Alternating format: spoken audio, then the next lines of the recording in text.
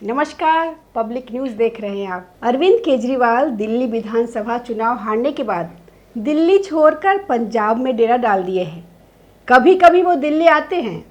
दिल्ली आते ही अरविंद केजरीवाल ने press conference किया, बीजेपी और कांग्रेस पर आरोप लगाने लगे। दरअसल आम आदमी पार्टी जब से दिल्ली विधानसभा चुनाव हारी है, अरविंद केजरीवाल को लगता है कि चुनाव बीजेपी के कारण नहीं, कांग्रेस के कारण हारे हैं। अरविंद केजरीवाल लगातार कांग्रेस का विरोध करते रहते हैं। कांग्रेस को छोड़कर वो अलग एक गठबंधन बनाने की बात करते हैं। लोकसभा चुनाव तो दिल्ली में आम आदमी पार्टी और कांग्रेस ने मिलकर बीजेपी के खिलाफ चुनाव लड़ा था। 4 सीटों पर आम आदमी पार्टी ने और 3 सीट कांग्रेस ने चुनाव लड़ा, लेकिन एक भी सीट कांग्रेस नहीं जीत पाई। 7 की 7 सीट बीजेपी ने जीता। और कुछ महीने पहले तीनों पार्टियां बीजेपी, कांग्रेस और आम आदमी पार्टी ने विधानसभा का चुनाव लड़ा था और आम आदमी पार्टी चुनाव हार गई।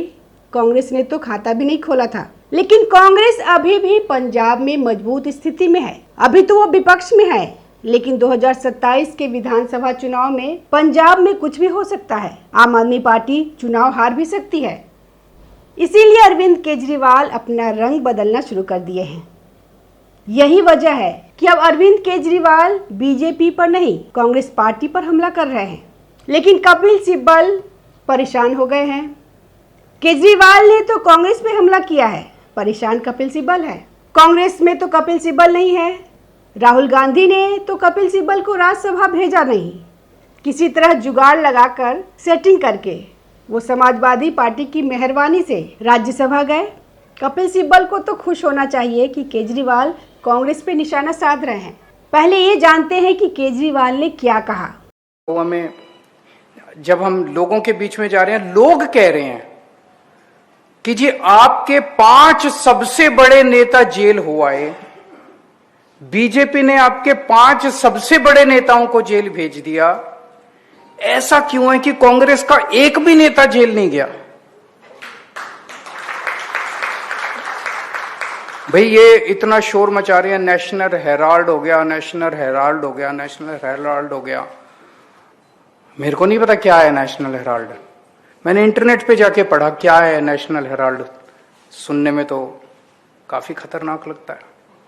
जो उसके फैक्ट्स हैं उससे तो लगता है कि ओपन एंड शट केस है। हमारे को बिल्कुल फर्जी केस बना के, कंप्लीटली फर्जी केस बना के हमारे को इन्होंने जेल भेज दिया। उनमें से कोई, गांधी परिवार से कोई जेल नहीं गया अभी तक। मेरे को वो भी सुब्रमण्यम स्वामी का इंटरव्यू पढ़ रहा था मैं। उस इंटरव्यू में पता नहीं वो कौन सा केस कह रहा था। एक केस का जिक्र कर रहा था कि मैंने कोर्ट में केस किया, फिर उसकी वजह से राहुल गांधी जी जेल चले जाते। लेकिन मेरे को मोदी। कल दिल्ली में अरविंद केजरीवाल ने पहले एक प्रेस कॉन्फ्रेंस किया। अरविंद केजरीवाल ने प्रेस कॉन्फ्रेंस स्टार्ट होते ही कांग्रेस पे हमला बोल दिए। सौरभ भारद्वाज पर ईडी के रेड के बारे में सिर्फ 1-2 बात बोली और फिर वो कांग्रेस पे हमला बोलना शुरू कर दिया। अरविंद केजरीवाल ने कहा कि नेशनल हेराल्ड एक शट एंड ओपन मामला लगता है। हमें तो बिल्कुल फर्जी मामलों में जेल भेजा गया, लेकिन गांधी परिवार का कोई भी व्यक्ति जेल नहीं गया। हमारी पार्टी के नेताओं को जेल भेज दिया गया जिनका ईडी के पास कोई सबूत नहीं था।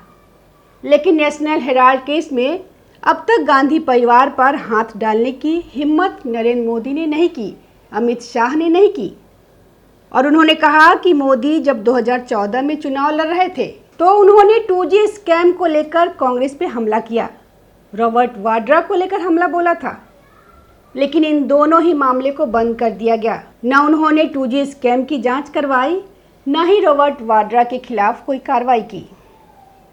हालांकि आप सब जानते हैं कि ईडी रॉबर्ट वाड्रा के खिलाफ एक्टिव होकर सबूत जुटा रही है और उनको नोटिस भी दिया गया है जमीन घोटाले वाले मामले में। लेकिन अरविंद केजरीवाल की राजनीति ही सिर्फ दूसरों पर आरोप लगाने का है। अरविंद केजरीवाल कैसे रंग बदलते हैं, सुबह क्या कहते हैं और शाम को क्या कहते हैं, किसी को कुछ पता नहीं। दरअसल अरविंद केजरीवाल ने सुबह जो प्रेस कॉन्फ्रेंस किया उसमें कुछ और कहा और कुछ शाम को कुछ और कहा। शाम को केजरीवाल ने आम आदमी पार्टी की एक मीटिंग रखी थी, जिसमें आम आदमी पार्टी के सांसद, दिल्ली के विधायक थे।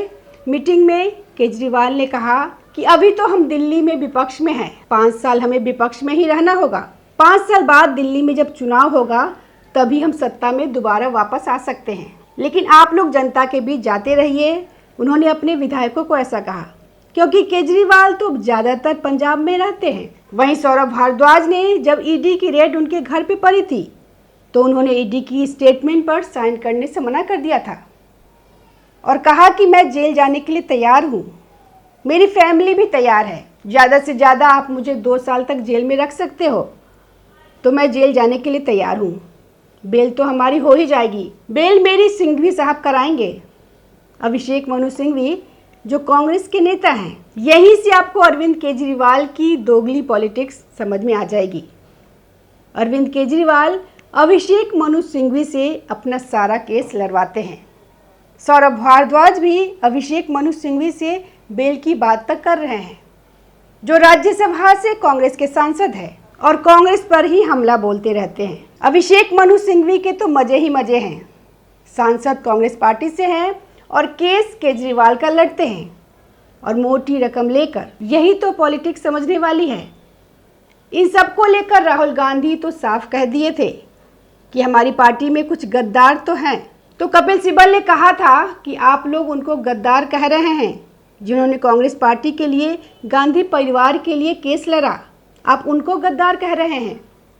और जब अरविंद केजरीवाल सीधा टारगेट कांग्रेस पार्टी और गांधी परिवार के ऊपर कर रहे हैं तो सिब्बल साहब को दिक्कत हो रही है। दरअसल जब कपिल सिब्बल राज्यसभा जाना चाहते थे तो केजरीवाल ने नहीं भिजवाया। अभिषेक मनु सिंघवी को राज्यसभा भेजने के लिए पूरी कोशिश की तो स्वाति मालीवाल ने इस्तीफा नहीं दिया तो वो राज्यसभा नहीं जा सके। बाद में वो किसी और पार्टी से राज्यसभा गए। तो कपिल सिब्बल इसीलिए केजरीवाल से खफा है। कपिल सिब्बल ने केजरीवाल के इन आरोपों को निराधार बताया। उन्होंने एक्स पर एक पोस्ट में लिखा, केजरीवाल जी, जब आपने कई राजनेताओं और अन्य लोगों पर आरोप लगाए और आपको अदालत में घसीटा गया तो आपने माफ़ी मांगी थी। आज आपने नेशनल हेराल्ड मामले में गांधी परिवार पर बेबुनियाद आरोप लगाए। ये झगड़ा बंद कीजिए, आइए मिलकर बड़ी लड़ाई लड़े। कपिल सिब्बल ने केजरीवाल से कांग्रेस पर हमला बंद करने और एकजुट होकर बड़ी लड़ाई लड़ने का आग्रह किया। दरअसल कपिल सिब्बल अरविंद केजरीवाल के किसी काम के तो है नहीं। अरविंद केजरीवाल का तो सारा केस अभिषेक मनु सिंघवी लड़ रहे हैं। कपिल सिब्बल की आजकल सुप्रीम कोर्ट में ज़्यादा चल नहीं रही है। सुप्रीम कोर्ट में उनको हार का ही सामना करना पड़ रहा है। तो इसीलिए कपिल सिब्बल ने अरविंद केजरीवाल के खिलाफ पोस्ट किया।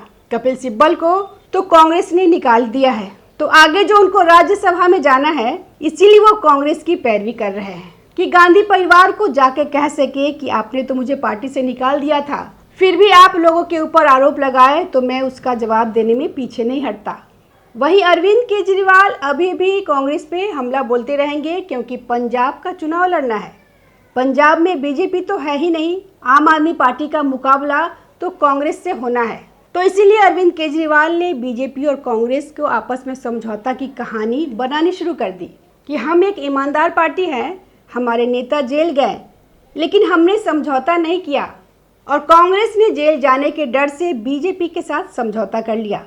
दरअसल पंजाब में आम आदमी पार्टी की हालत खराब है और 2027 में आम आदमी पार्टी का चुनाव जीतना बहुत मुश्किल है। अगर पंजाब में भी आम आदमी पार्टी चुनाव हार गई तो आप समझ सकते हैं कि आम आदमी पार्टी का क्या होगा। धन्यवाद। ताज़ा खबरों से जुड़े रहने के लिए हमारे चैनल को सब्सक्राइब करें और बेल आइकन को दबाना ना भूलें, ताकि हर खबर की नोटिफिकेशन आपको मिलती रहे।